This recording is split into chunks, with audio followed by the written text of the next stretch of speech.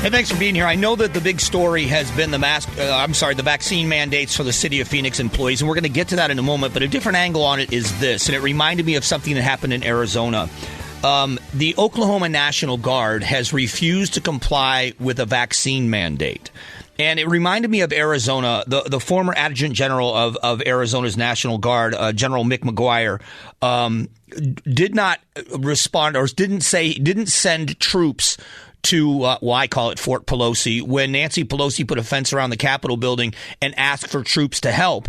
The general refused and said it was a constitutional violation and had a pretty animated conversation with people in D.C. about this. So I asked him to join us, and he's with us again.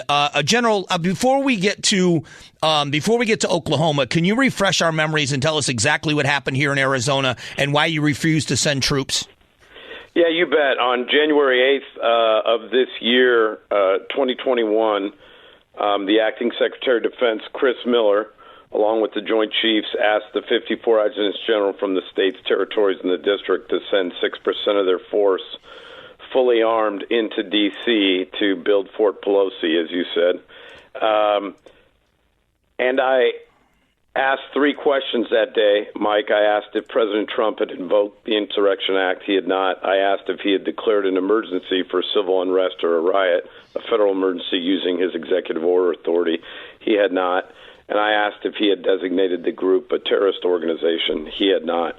And based on the fact that any of those three things had happened, I told him I follow legal, moral, ethical orders, but those are not co-equal problems. And if what you're asking me to do as the commanding general of the Guard at that time to do is not legal, then I can't judge the morality or efficacy. Much to my dismay, my 53 colleagues sent 26,000 into D.C., but I listened to your opening segment and the idea of having hope. We stood alone, but on February 4th, after Biden was sworn in, he asked to extend that mission, and 42 states said they were recalling their troops. So I tell people out there, to all your listeners, that's what the power of one looks like, and that's how we build hope, and it's why I'm very excited about what's happening in Oklahoma with the vaccine mandate and my former colleague and partner there, General Mancino. So when you look at what happened in Oklahoma, see, I am pro-vaccine, I'm vaccinated, but I am so adamantly against these government mandates. What could happen here in Oklahoma? Is there any repercussion? What legal standing do they have to say no, in your opinion, and what could happen to them in Oklahoma? Yeah, so what started this ball rolling was Governor Stitt in Oklahoma sent a letter to Secretary Austin, the Secretary of Defense, asking for some explanations about a lot of the questions that we had. When I left service on the 10th of April, I myself am vaccinated as well, and I always opposed a mandate, especially on the civilian population. You're talking about what's happening in the city of Phoenix and the rest. There is a unique carve-out in the military for medical readiness, but we've seen over time as this thing has developed, and when I left, we were still operating on emergency use authorization. There was going to be no way to mandate that. It was going to be a decision between the individual service member and their doctor, their family, and their faith. And this has now morphed into a mandate. And what can happen is they can pull the federal funding, but I want to applaud my future colleague, Senator Inhofe, ranking member, who's standing strong with Oklahoma's governor and their adjutant general, General Mancino. And Governor Stitt has told him they're staying the mandate in Oklahoma. I think if Governor Ducey and every other governor around the state and their adjutant general hold the line, if the military holds the line and there is a constitutional carve-out for medical readiness, everything else will collapse in the civilian sector. And that's what my hope here is relative to mandates. And that's, for me, again, it's trying to explain to people that forcing someone to get a vaccine, it's against their beliefs.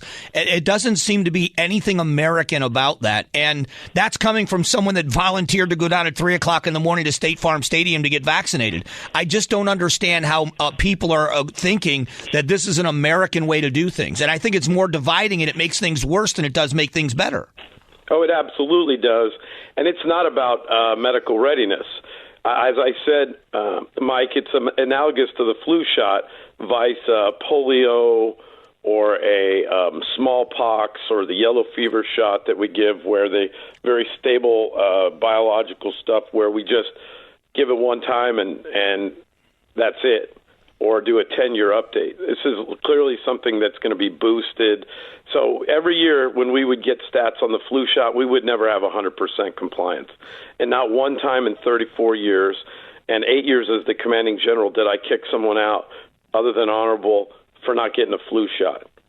And so all of a sudden we've gone from less than a year ago saying, if Trump and his administration is developing the vaccine, we're not going to use it, to mandating it, making it compulsory, using the military as the canary in the coal mine, and then trying to shove it down the throats of the civilian population against their consent. If the military holds the line, everything else will fall in the courts, and that's why I'm hoping that other states step up, and I'm so proud of Oklahoma for what they're doing. Before I let you go, General, I know that you've got a campaign for the U.S. Senate. Can you tell us how the campaign is going? And if people want to learn more about the campaign and your resume, how can they find you? Yeah, thanks a lot, Mike. I am a candidate for the U.S. Senate here in the great state of Arizona. Go to electmick, that's electmick.com, to check out the website. I'd love to get you all to sign the petition, help out, volunteer, donate, whatever you can, and we're going to raise an army of 2 million voters, Mike, that say, I pick Mick, come November 8th. We're going to send old Mark Kelly back to space with Bezos. Maybe he needs a driver for that trip to Mars. Well, General, it's always good to talk with you, and I hope you have a happy Thanksgiving. Happy Thanksgiving, and God bless all of you, Mike. Thanks.